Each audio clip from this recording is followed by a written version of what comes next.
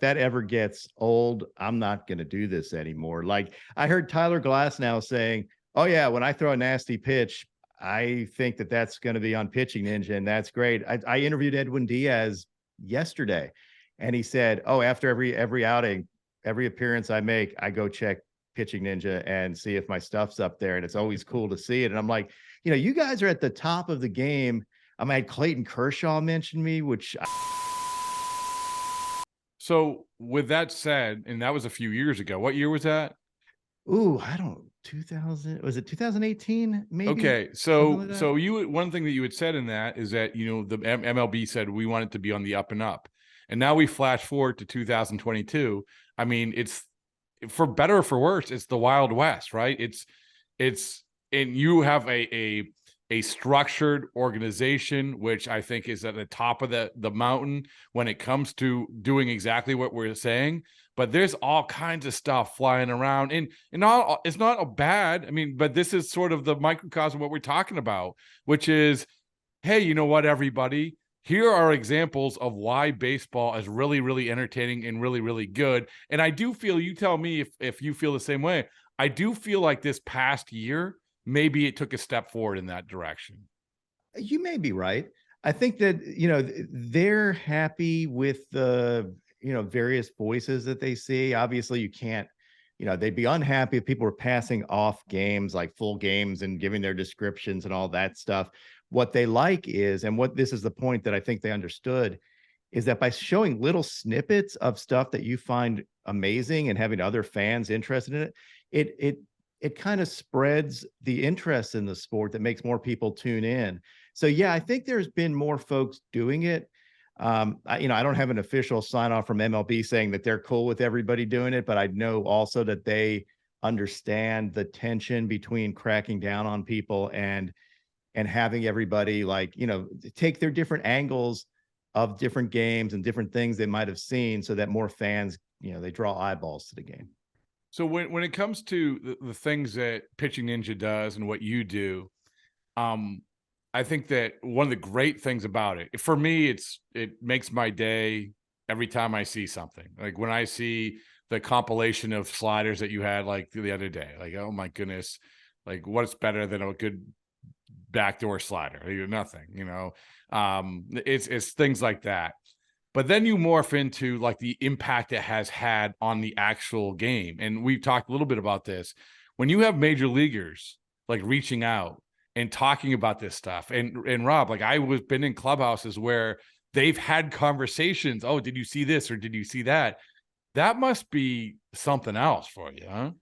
That it's still crazy. And if that ever gets old, I'm not going to do this anymore. Like I heard Tyler Glass now saying, "Oh yeah, when I throw a nasty pitch, I think that that's going to be on Pitching Ninja, and that's great." I interviewed Edwin Diaz yesterday, and he said, "Oh, after every outing, every appearance I make, I go check Pitching Ninja and see if my stuff's up there, and it's always cool to see it." And I'm like, you guys are at the top of the game.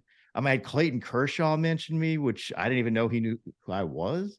Like all that stuff is still amazing. And to me, what it means is that pitchers were so used to only seeing themselves either if they threw a no hitter or if they gave up a dong. And it was usually that, like, you give up a bomb, you're on ESPN for giving up a home run. But there was never anything to show like nasty pitches where they messed up a hitter. And now they get seen and they love it. And it's basically the old ESPN top 10 for pitchers. And I never thought of it that way, but it's great to be, have an impact in that way. Rob, and another thing is that the pitchers, you're right. I mean, the highlight of their achievements is new to them and is great to them. And there's nothing bad that is going to come out of you putting up a nasty pitch. Another thing that I think it has done is make people understand how insane these pitchers are. Like, not like how insane their pitches are, and how insane this stuff is, and how hard it is to hit a baseball. All of it, when you break it down, when you put up the videos, more than at any other time in my existence, thanks to you, have I understood this is crazy what these guys are able to do to a baseball. The funny thing is, Lindsay Adler, who covered the Yankees, had said, you know, people think of Pitching Ninja as a pitching account. It's really a hitting account, because what it shows is it gives hitters some credit for how hard it is to hit. Like, you have fans that used to yell, "Why did you swing at that?" And now they say, "Oh, yeah, I get it." And my point generally is, if a dude's getting paid millions and millions of dollars and you're sitting on your couch watching him do what he does, he's probably better than you. So if he swung at a pitch and you said, "Why did he swing at that?" He probably thought it was something else. He thought it was a fastball that was going to ride back in the zone, and it was a slider that broke away or something like that. So my job is to uncover that and to show fans that, hey, this is really tough. Give some credit to the pitchers who are doing this, and credit to the hitters when they're successful, and stop yelling at them. I mean, it's a tough, tough thing to do. What is it this past year? I'm going to ask you, I'll give you the heads up ahead of time. You know, I'm going to ask you sort of like the most insane pitches that you've maybe seen recently. And it's not fair to just identify a couple because there's a lot of them, as we point out, but just to sort of plant that seed. But I want to ask you this about this past year, because I talk about how I feel, and maybe it's just because we've been doing this baseball is a boring thing. It's been top of mind for me, but I do feel like there's this conscious effort of not only the players, not only the fans, everybody, social media, to, hey, everybody, we're here. Baseball is here. It's not the and forget it, push aside that every time they have an all-star game, oh, you know, the average demographic is 55 years old. Let's push aside that. Okay, let's start looking at this a little bit differently. So, but with all of that said, in this last year, from the pitching perspective, as you said, you watch all these games. What is the thing that jumps out to you about how things changed this last year? I think it's the continued increase in velocity, the increase in command of that velocity. I mean, I ran a stat yesterday, and I know everybody said, "Oh, they're just throwers today," but last season was ranked 17th out of 103 seasons in the live ball era of the fewest walks per game. Wow. So that shows you they're not just throwers. They throw harder than ever and also are in the zone better than ever. And also the highest strikeout to walk ratio ever in the history of baseball was last season. So you have more strikeouts with fewer walks, and the pitchers are the best they've ever been.